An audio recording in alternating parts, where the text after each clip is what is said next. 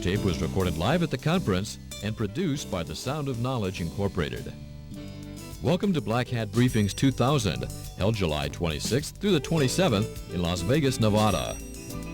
This is videotape number K1, first keynote speech, White Hat, full disclosure and open source. To Marcus Ranum, who's going to be talking about the issues surrounding open source development and sort of the responsibility of people who find bugs. Is it a full disclosure issue? Is there full disclosure with notification? What is sort of the responsible thing to do?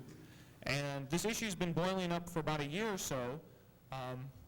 When Marcus came out to the Singapore show, we had this excellent panel, and it really struck a nerve with everybody. Then at the TISC show, it sort of evolved again, and so here's going to be sort of the third iteration, the evolution of this idea, and then Marcus is going to carry on in the White Hat track with a panel of people, and we're going to really try to explore this issue. So with that, I'd like to hand it over to the CEO of Network Flight Recorder, Marcus Ranum. Sorry. Do you have video? Uh-oh. Windows. Can I blame Windows? Quick. There we go. Good. I changed the title of my talk for you. As some of you know, I've been getting increasingly radical on the issue of full disclosure and how we're carrying about hacking these days. And after attempting for a number of years to build technical solutions to security problems, I've concluded it's really a non-technical problem that's not going to admit itself to solution technically. So what do? We basically have to cure the hackers, and that means we have to cure the script kiddies first. So let's talk about securing script kiddies. The bulk of this talk is discussing change and trying to encourage basically the lot of you to change. The people in this room are probably the most influential crowd I can talk to about this issue. I know that a lot of the people in this room are consumers of security systems. I know a lot of the people in this room are producers of security systems. And I know that a fair number of the people in this room are destroyers of security systems. And this talk is largely aimed at those of you who are destroyers of security systems. Some of you are my friends, but the things you do aren't things that I like, and I'd like to try to encourage you to stop in a public forum. I want to try to issue a call to change on how we perceive security, as well as how we disclose bugs, right? And we've also got an issue we need to call change for accountability. So it's not just the people who are producing the bugs that are accountable, it's all the software vendors that are producing crappy software that are equally accountable. We need to raise that level in parallel. I'll talk about that some. And I want to make some crazy predictions. I think one of the roles of a keynote speaker is to throw out a few wild things that they'll suffer for years later. So I'm going to make a few guesses about how I think things are going to go down, and 5 years from now you can tell me what a fool I was. If we're all lucky, you'll tell me what a fool I was. Okay. So the situation as I see it is that there are way too many script kiddies. In fact, what we're doing today by releasing tools through the full disclosure mechanisms, releasing tools and exploit information, is we're creating hordes and hordes of script kiddies, right? These guys are like cockroaches. On one hand, we're complaining about the fact that our dorm rooms are infested with cockroaches, yet on the other hand, we have diligent security analysts who are putting roach food down all the time. For some reason, the two don't add up, and that's what we've got to figure out how to do. The message is a big problem. Every conference, about a year ago, I decided I was going to start boycotting attending conferences that have classes on how to hack or how to do penetration analysis or extreme hacking or hacking disclosure, any of those kinds of things. And then I realized that I wasn't going to actually be working anymore if I did that. Every single conference out there that is supposed to be catering to the security community is simultaneously pandering to the hacking community by saying, here's how you can come learn so that you too can be a script kiddie. Okay? This is not elite, this is not sexy, and what it does is it sends a message to the media and the public at large that this is an appropriate activity for security professionals to be involved in. I happen to think it isn't. A large number of you will probably disagree with me, and we're welcome to take that disagreement to another forum later. Hopefully you won't beat me up in the parking lot, but anything short of a beating in the parking lot, I'm willing to engage in. There are thousands and thousands of tools being distributed today. And the ostensible reason for distributing these attack tools, penetration tools, and vulnerability assessment tools is to allow us to improve our security. So I've got a question for everybody in the room. If it's improving our security, how come more people are getting broken into all the time? Right? The demographics are quite clear that distributing these tools is not helping. It is in fact making the problem worse, and we need to figure out a way that we can change that mindset. My suspicion is that if we as a community aren't able to change that mindset in-house, we're going to have the brutal jackboots of the governments are going to come along and help us do it for you. I'm not from the government, and I'm not here to help you. Well, I am here to help you, but I'm not here from the government, right? You don't want to be in a situation 5 years from now where what you've got is some senior guy from the FBI telling you how all those security tools you've been using for years are illegal now. And that's where it's going to go down if you're not careful, right? There hasn't been any consistent effort to stamp out script kiddies. This is a big problem too. I own the Firewalls FAQ, and about 3 times a week I get email from some twink wanting to know how to break firewalls. And usually I send them a simple answer like throw it out your window or something like that. But I got a really good one the other day. This guy sends me this mail and he says, I want to be an elite hacker like you are. Please teach me your techniques. I want to make my career in this area. I've been caught 7 times and I never want to get caught again. Now, if we're in this is a real email, I swear. If we're in an environment where someone is comfortable with getting caught 7 times doing something that they could get killed for in the right context, we've got a big problem. It's not a technical problem, it's a social problem. We need to adjust those people's attitudes, and we need to do it very hard, very quickly. The other issue is that there's no perceived downstream cost for being a script kiddie, right? You can be a script kiddie 5 years ago, steal people's tools, and roll it up into a product, take your company public, and cash out for 40 or 50 million bucks, which is happened in a couple of cases. And right now the environment is that if you get busted and spend some time for being a hacker, you can come out and get a nice cushy job for $80,000, $90,000 a year as a senior consultant for a security company. And if what that is doing is sending a message to the script kiddies that downstream being the worst script kiddie, getting caught 7 times and getting on the front page of CNN, is actually to your benefit. We need to figure out a way of changing that. Because as long as we keep showing the cockroaches that being cockroaches is fun and profitable and there's lots and lots of food for it, we're going to always have a sufficiently large population of cockroaches. Right. The main reason that we have to reduce the number of script kiddies is the targeting problem. There are thousands and thousands upon thousands of script kiddies out there right now.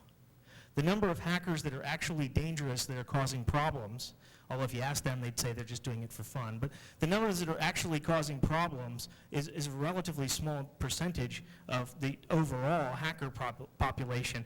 The problem is we can't even begin to target and identify those individuals until we start to reduce the signal to noise, or increase the signal to noise ratio.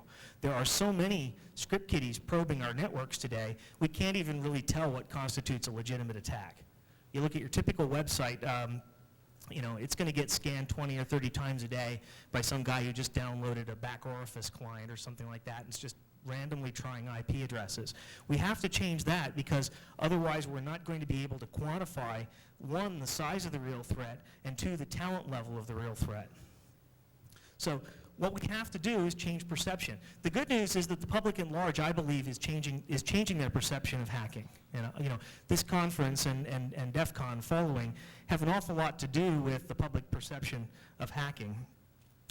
I've noticed a cooling in media coverage relating it. The fact that they took off CNN.com might have something to do with it.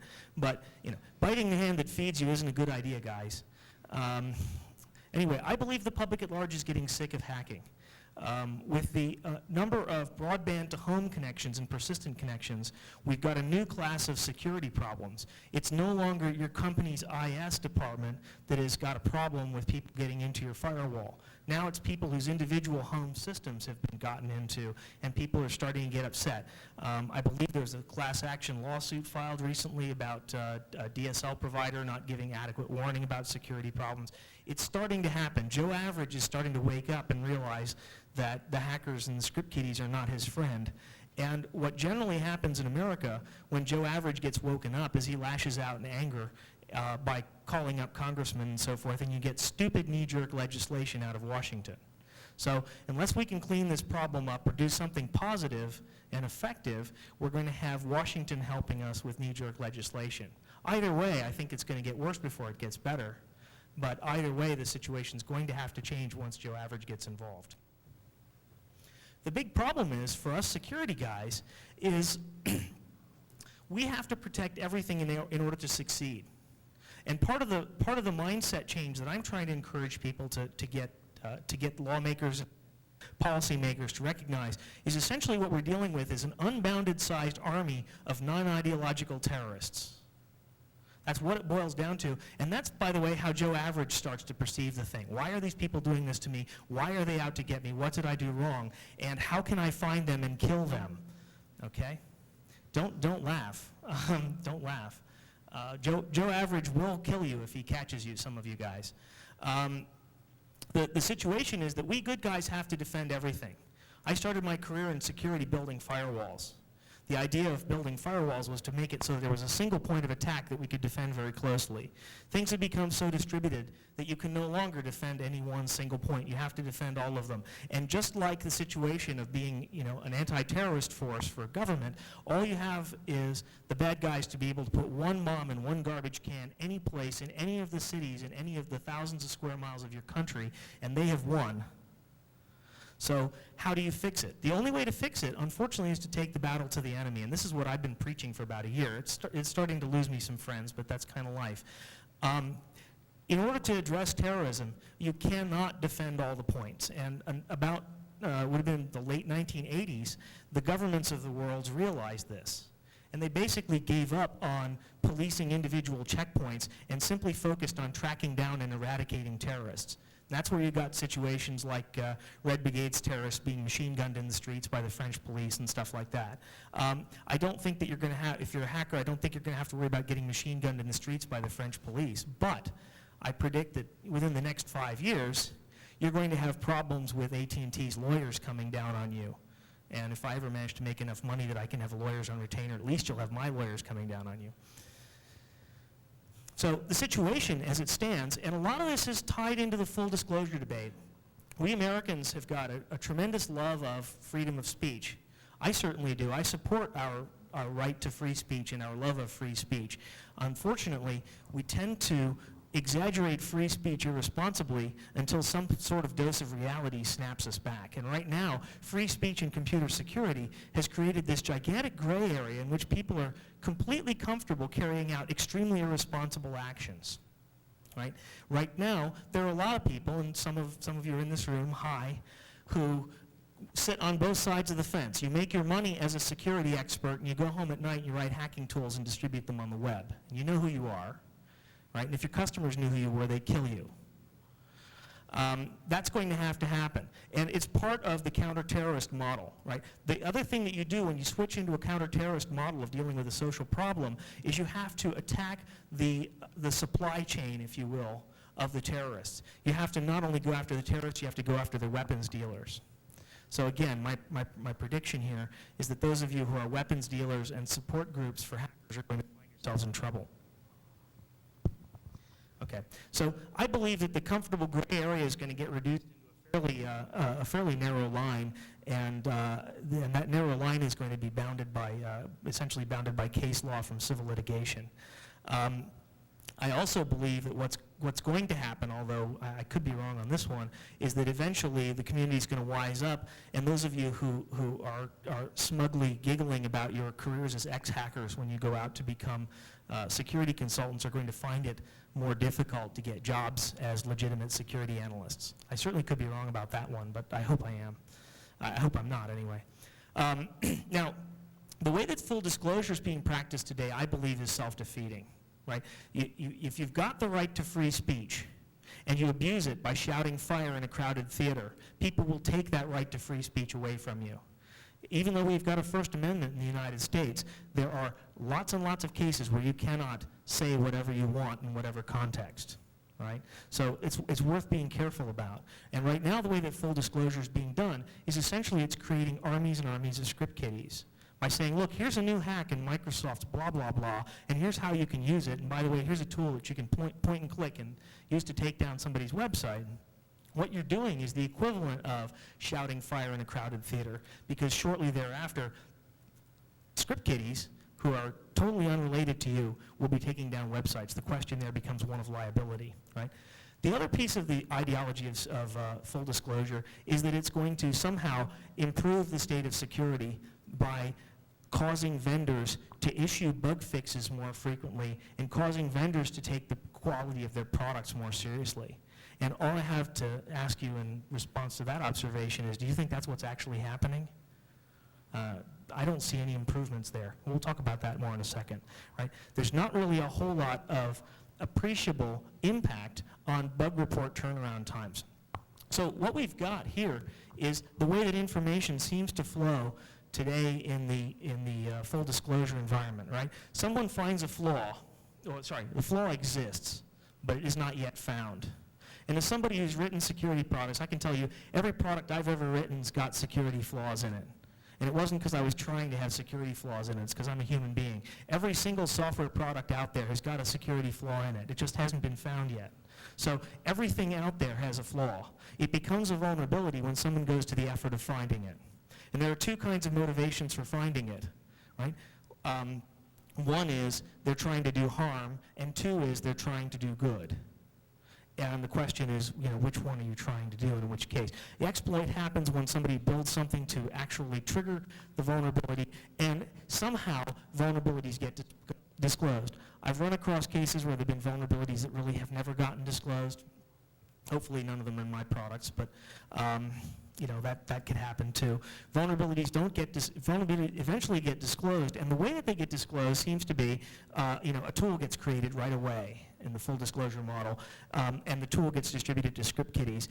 And then there's this interesting feedback loop. As soon as the vulnerability gets disclosed, the good guys get in on the game by producing some kind of detection or assessment logic that will allow them to identify and possibly close it, and then eventually the vendor gets involved in the game, and the two seem to happen fairly close to the same time.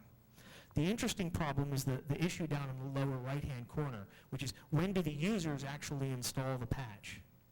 And if you look at what the script kiddies are doing as far as the damage, the huge number of sites that are being broken into through vulnerabilities that everybody's known about for quite some time. So if the ideology is that this disclosure loop is going to improve security, I say no, that's bullshit, because we haven't got users installing the patch until the script kiddies effectively hold a gun to their head by saying, if you haven't installed it, we're going to hurt you. Right? So the question here is, are script kiddies a necessary evil? Are they essentially the leverage that forces users to actually update their software? Right? Now, I'm seeing an increasing number of pieces of software that have self-update capabilities. Usually the self-update capabilities are built in there for marketing, but if any of you have used the latest version of Internet Explorer, it'll periodically come and say, hi, I have a new update for you. I'd like to add Korean language support or something like that you didn't ask for, right? That's starting to happen. And if we can move to a model where patches get streamed down to users quickly, then I don't believe that the script kiddies will have a viable ecological niche anymore in forcing people to actually fix their patches. The other piece of ideology is, do script kiddies make it impossible for vendors to hide their mistakes? Is the purpose of the script kiddie in the ecology of security to cause pain? And by causing pain, do they actually trigger change? Again, I don't believe that that's the right way to cause that pain. I think that there are better ways and more effective ways to publicize vulnerabilities in existing systems, and we've seen how those are done. This is done all the time in aviation and so forth. We found a fundamental design flaw in this thing. It goes to the New York Times, the Washington Post, CNN, one of those kinds of magazines, and then people hear about it. Okay, so if full disclosure is working, if full disclosure is actually helping you the way that the advocates of full disclosure claim it is, why isn't the state of security improving? Right? Why are things getting worse? Why are there a constant flow of bugs? Why are there a constant flow of websites being taken down? Flipping through the conference proceeding this morning, I saw the attrition.org guys have wonderful charts of the number of websites that are being defaced. Right? There's people who are actually making a profession out of tracking the amount of website defacement that's going on. Right? One of the reasons it's not getting better is there's more vulnerability information out there. Okay? Users are still not installing patches. There are more script kiddies all the time, because as the number of script kiddies increases with nobody doing anything about it, it becomes safer to be a script kiddie. You get a schooling effect. Right? And as long as the school of script kiddies is sufficiently large, eventually it's like marijuana users, right? If we rounded up everyone in the U.S. who's ever smoked marijuana, the only person left would be Bill Clinton. Sorry. I'm apolitical. I hate Republicans and Democrats, so that wasn't a political stab. It's just I hate liars too. Okay, so the state of security software really isn't improving any, right? So let's look at some of the myths of full disclosure, and we can debate these later this afternoon. I think it'd be fun. Myth number one: the hackers already know these techniques, so for your own good, we're going to disclose them so they get fixed. Right? Bad guys already know about buffer overruns, and since you don't know about buffer overruns, we're going to tell you about buffer overruns by shoving one up your nose sideways. The reality is that the script kiddies don't know those techniques. Script kiddies, in fact, don't know anything. There are some hackers who do know these techniques. Most security experts also know a lot of those techniques. In the cases where a whole new paradigm of security attack is discovered, it's usually found in the security community first, or very shortly, it's usually revealed very shortly thereafter. I've been working in this field for about 13 years now, and I've only seen about 3 interesting new paradigms of security bugs. Stack smashes are an old one, but they've really become very popular. There was some clever stuff done on timing against public key systems. You very rarely see a whole new paradigm shift in security vulnerability. The myth of full disclosure is, if one of those paradigm shifts happens, we're going to tell you about it by shoving it up your nose sideways. Right? The reality is, the good guys are going to know about it just as quickly. The other thing that's a problem with the first myth of full disclosure is what people don't realize is a lot of the vulnerabilities that are being disclosed are being researched solely for the purpose of being disclosed. And this is being done by disreputable security consultants who are trying to market themselves by taking a shot at Microsoft. It's being done by disreputable security companies who are trying to market themselves by coming up with vulnerabilities in each other's products. And this is being done by individuals who are trying to market themselves to their peers by having a cooler hack than anybody else. The second myth of full disclosure, right? If we go to a full disclosure environment, the vendors are not going to be able to hide their bugs once they're disclosed. Microsoft is not going to be able to deny anymore that Windows never crashes if we reveal that Windows crashes. Well, I don't know about you, but most of us figured out that Windows crashes some time ago. There's lots and lots of different ways of doing this. Now, the reality of this myth is the vendors seem to be perfectly capable of ignoring vulnerabilities once they've been widely disclosed. Look at the work that the Loft have done with successively dismantling Windows authentication systems, and it's still not fixed. Right? If full disclosure was going to cause these things to be fixed, you would think that a giant like Microsoft would have already fixed a giant flaw like the ones that LoftCrack exposes. No, in fact, LoftCrack is not exposing any flaws anymore. What it's doing is exposing users to having their accounts ripped off. Right? And sorry to the guys at the Loft, but stop distributing that stuff. Right? There's better avenues for disclosing things. In fact, if you want to make your name as someone who's discovering horrible flaws in Microsoft stuff, it would probably be better if you found a good list of flaws, disclose them to Microsoft, and you'd be so fortunate if Microsoft didn't disclose them, because then you could go to the Wall Street Journal and claim that there was a cover-up. Cover-up gets better press these days than vulnerability. In fact, nobody's really claiming any cover-ups. So the script kiddies have already tapped out the market for vulnerabilities. You've got to move to the cover-up market next. You've got to find a Watergate of software, vulnerability gate or something like that. Gates gate, anyway. Myth of full disclosure number 3. It's necessary to disseminate flaw information in order to make better systems in the future. Right? The argument here is, if you're trying to build better bank vaults, you have to hire a safecracker to tell you what not to do in the future. Right? This myth doesn't make sense. It certainly doesn't play in the modern software security environment, because 99.9% of the vulnerabilities that are being found are extremely well-known vulnerabilities. We already know about buffer overruns. We already know about making sure your config files are protected against overwriting. We already know about starting subprocesses and jumping across permissions boundaries. We already know those things, and we consistently get them wrong. But having more people disclosing them does not tell us something we don't know. What we really need to be doing is teaching software engineers how to do things right in the future. Okay. Myth number 4, for your own good. Those of you in the room who are being punished by script kiddies for not updating your software are all supposed to feel very thankful to the people who are publicizing these flaws on BugTrack, right? And in fact, if you look at the way that security vulnerabilities are being marketed, the primary vehicle for security vulnerabilities is self-promotion, financial gain, or ego massaging on the part of the practitioners of full disclosure. Right? Somebody who releases something harmful and trumpets it with a press release has got another agenda than helping you out. All right. So the reality here is, I believe that full disclosure. Sorry, my mic keeps cutting out. I believe that I guess I ticked someone off. Sorry. What I believe is going on is that full disclosure, the rock throwing process, is being passed off as beneficial. But in reality, what's going on is that the guys who are doing it would rather be black hat hackers. They're just playing the same games as the black hat hackers, and they're passing it off in a white hat context and expecting you to pay for it. Okay? The other issue is a lot of the vulnerabilities are coming from people who don't actually know how to build useful things. They only know how to build destructive things. And this is an interesting open question. If you look at the folks who are building these things, you want to ask them, why instead of building a new trick for breaking through a firewall, aren't you building a new trick that will fix a firewall and sell it for $5 a copy? Now, obviously, you're not all motivated by commercial gain and all that kind of stuff. Some of the hackers that are producing these things are doing it out of altruism. But I don't know about you, but releasing a new thing that penetrates holes in your firewall is not exactly altruism. Okay. The other thing that I think is going on is that full disclosure is a cover word for market assassination, where Microsoft is the prime target. Everybody hates Microsoft, except for us happy Microsoft stockholders. But those of you who don't like Microsoft see this as a great opportunity to take little shots at the big guy's ankles.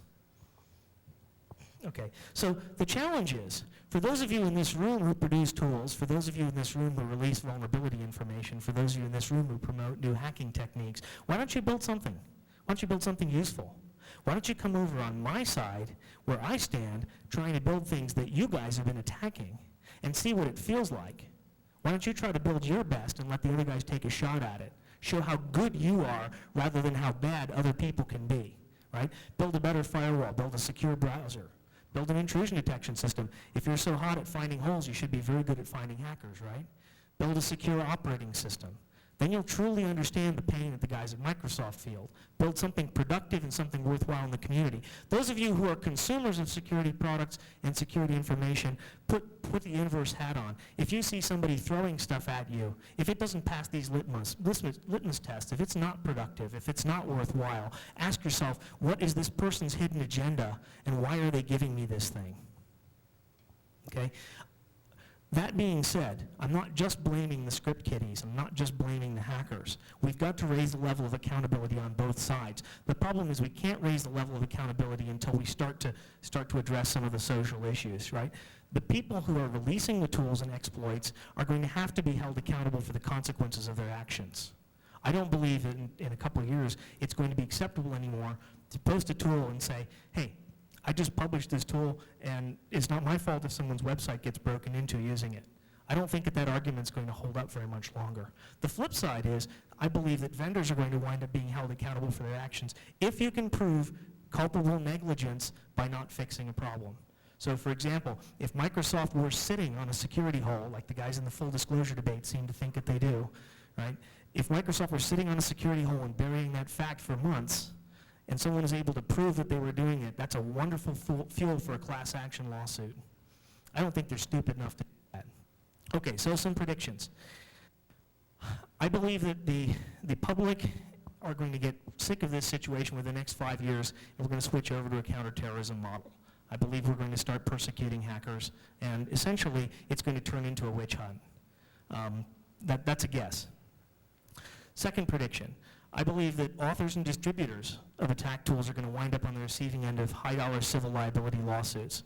We've already seen some very interesting cases around the DECSS stuff. You know, people are the recording industry is perfectly willing to trample on your First Amendment rights. And I believe that eventually someone's going to release some tool that is going to be so damaging that a number of corporations that feel that they've been harmed are going to civilly litigate them out of existence. And what's going to happen when this happens is, you know, there's going to be a lot of sorry faces and hand wringing. I can't understand the tool writers who sign their craftsmanship today. Third prediction, which follows from the second one. I believe that law enforcement's role in computer security is going to be reduced.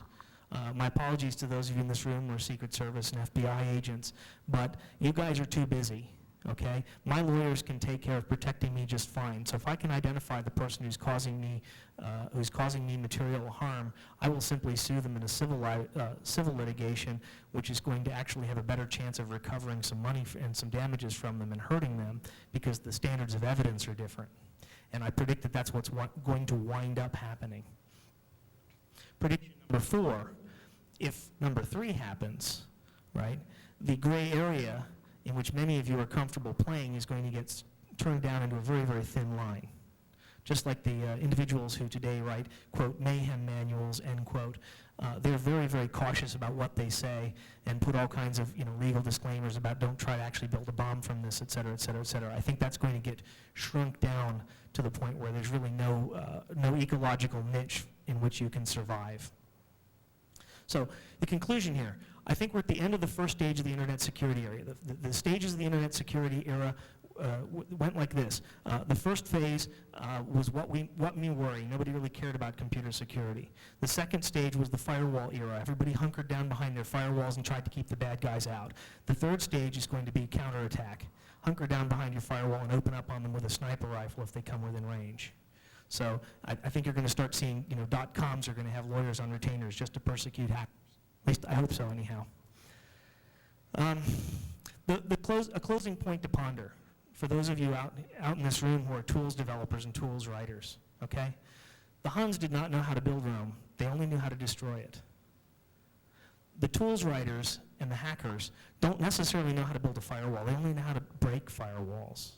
Okay, if you want to show us that you're so good, why don't you dust off a compiler, get a keyboard, and show us that you're good at doing useful stuff rather than finding holes in other people's work. Okay, so I don't think I have any time to field questions. Does anyone want to throw anything at me? I'll dodge it. Where's Jeff? All right, Bruce? Okay, I'm just going to get off the stage.